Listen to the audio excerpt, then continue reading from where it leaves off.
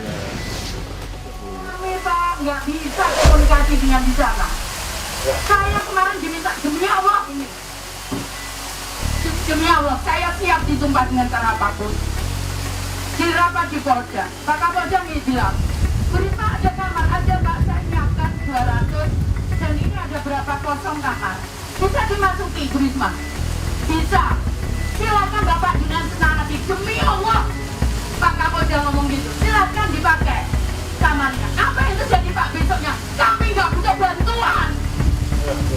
Menyakitkan sekali Pak. Jadi menurut kami, Tolonglah kami jangan disalahkan terus. Jakarta saya juga di kota Surabaya. Saya mohon maaf.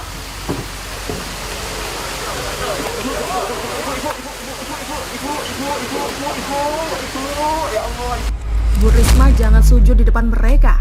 Ini alasannya. Ditulis oleh Daeng dari siwer.com.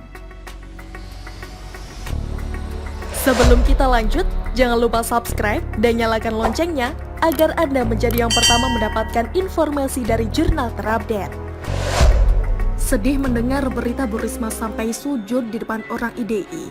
Sebagai laki-laki yang pantang menangis, melihat kondisi ini saya pun tak tahan melinangkan air mata. Demi rakyat yang dipimpinnya, Bu Risma rela sujud. Saya tak peduli para hater nanti yang akan mengatakan bahwa itu adalah pencitraan saja. Bagi saya, Bu Risma memimpin dengan hati, jiwa kemanusiaannya terus berpacu. Beliau tahu betul betapa besar amanah yang diembannya sebagai pemimpin. Saya berharap ada banyak orang seperti Bu Risma. Terus terang negara ini krisis sejak masa Orba sampai reformasi, krisis kepemimpinan. Dengan munculnya Jokowi, ada angin segar dari kemenatan dan kegelisahan yang sudah lama diderita bangsa ini.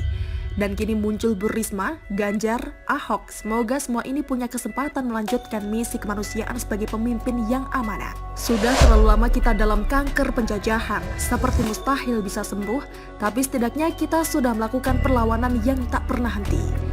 Nilai kemanusiaan kita tergantung seberapa besar perjuangannya dalam mewujudkan keadilan.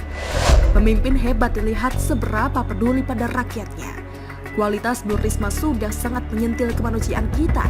Kalau ada yang tidak tersentuh dengan ini, saya ragu orang itu jangan-jangan bukan manusia. Bu Risma, wali kota Surabaya, pemimpin yang sudah terbukti kinerjanya seharusnya tidak melakukan sujud di depan pejabat IDI. Ketidakberesan penanganan COVID-19 ini bukan salah Bu Risma. Saya sedih beliau sampai mengaku sebagai orang yang salah dan berkata tidak pantas jadi wali kota. Bu Risma, please, jangan menyalahkan diri sendiri. Saya tak tega ibu sampai sujud di depan mereka. Seharusnya mereka yang sujud dan minta maaf yang sebesar-besarnya karena masih mementingkan kelompoknya daripada rakyat. Mereka itu masih suka berbelit-belit, sementara nyawa itu sudah sangat kritis. Mereka itu yang justru harus berkomunikasi. Bukankah ibu yang paling giat menjalin komunikasi? Ya Allah, yang kuat Bu Risma.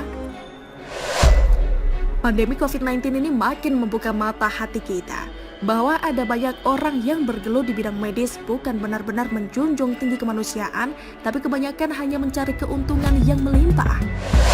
Dengan pandemi ini pula terbuka dengan terang sifat buruk yang mereka simpan-simpan selama ini. Jangan-jangan mereka itu sudah kesurupan iblis. Kalau tidak kesurupan, pastilah akan mengutamakan nilai-nilai kemanusiaan dengan tidak membuat sulit penanganan pandemi COVID-19. Kalau tidak kesurupan, pastilah akan mengutamakan nilai-nilai kemanusiaan dengan tidak membuat sulit penanganan pandemi COVID-19 ini. Padahal, pemerintahan Jokowi sudah mengucurkan dana yang tidak sedikit. Ada 7.000 triliun tapi hanya terserap 1,5%. Karena itulah Presiden marah besar. Kenapa ini bisa terjadi? Saya kira Pak Presiden sudah tahu kesalahan itu ada di mana. Maka sebenarnya bukan hanya ancaman pembubaran lembaga dan reshuffle, tapi juga oknum-oknum yang telah berbuat curang segera diproses hukum. Penjara menanti. Bahkan di penjara pun tidaklah cukup menebus kesalahan-kesalahan itu. Kalau kita melihat dari jumlah korban dan ketidakberesan yang terjadi selama ini akan banyak merugikan masyarakat. Komunikasi itu mudah, yang sulit jika ada kepentingan pribadi atau golongan yang diutamakan. Pasti sulit mendapatkan solusi dari masalah pandemi ini. Manusia dengan akalnya yang cemerlang, mampu menjawab segala tantangan yang Tuhan berikan. Bukankah Tuhan tidak membebani suatu kaum sesuai kemampuannya? Ketika Tuhan telah memberikan cobaan yang kita anggap berat, sesungguhnya Tuhan telah memberikan kemampuan untuk bertahan dan menyelesaikan itu semua. Kenapa pandemi COVID-19 di negeri ini sulit selesai? Itu tadi, adanya dugaan keras kepentingan yang bermain dan mencoba menguras anggaran yang tidak sedikit untuk kepentingan pribadi dan kelompoknya, sehingga sangat membahayakan negara ini. Mereka itu masih berpikiran profit, padahal di bidang medis itu tidaklah bertujuan mengejar profit meski di dalamnya ada aktivitas ekonomi. Belajar dari Cina, negara yang katanya komunis tapi mampu menyelesaikan dengan cepat kasus pandemi ini. Artinya, pandemi ini bisa segera diatasi dan Tuhan sudah memberikan kemampuan untuk itu. Justru di negeri ini katanya paling taat beragama, tapi mengaplikasikan agama itu kalah dengan negara komunis. Jadi sebenarnya yang paling beragama itu siapa sih? Cina dengan sigap bersatu padu tanpa memikirkan kerugian ekonomi, padahal mereka ini bangsa pedagang, tapi ternyata urusan menyelesaikan musibah pandemi ini malah sangat kencang. Jadi Cina tahu betul mana aktivitas bisnis yang memang mengejar profit dan mana aksi kemanusiaan yang sangat urgent. Di negeri ini, dana sumbangan kemanusiaan saja bisa ditilep. Bisa berkaca pada kasus tsunami di Aceh kan? Lebih bejat dari iblis, iya toh?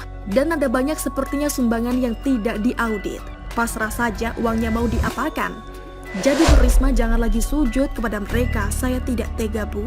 Semoga panjang umur Bu dan sehat selalu. Kami butuh pemimpin seperti Ibu. Perlu kasih padamu Bu Risma. Bagaimana menurut Anda? Silahkan tulis komentar di kolom komentar. Jangan lupa untuk like, subscribe, dan share. Arkana pamit. Wassalamualaikum warahmatullahi wabarakatuh. Sampai jumpa.